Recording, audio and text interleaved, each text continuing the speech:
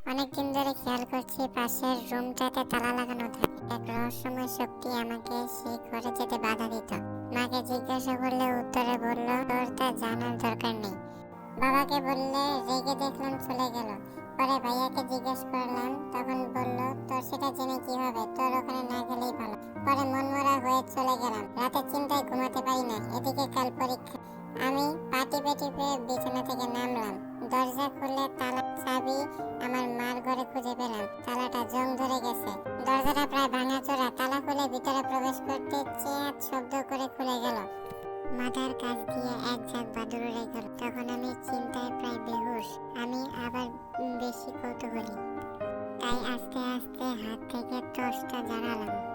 টর্চের আলোটা গিয়ে পড়লো ফ্রেমে বাঁধানো ছবির উপর। ছবিটা দেখে চমকে উঠলাম, এটা তো আমার ছবি।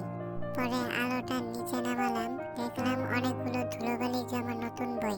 অবশেষে ঘরের লাইটটা জ্বালিয়ে বুঝতে পারলাম, আরে এটা তো আমার পড়ার ঘর। এনিওয়েজ, কাল থেকে আমার পরীক্ষা না হলে আজও আসা হতো না। এমনই ভয়ানক কাহিনী শুনিয়ে হাসাতে চাইলে এখনই সাবস্ক্রাইব করে পাশে থাকুন।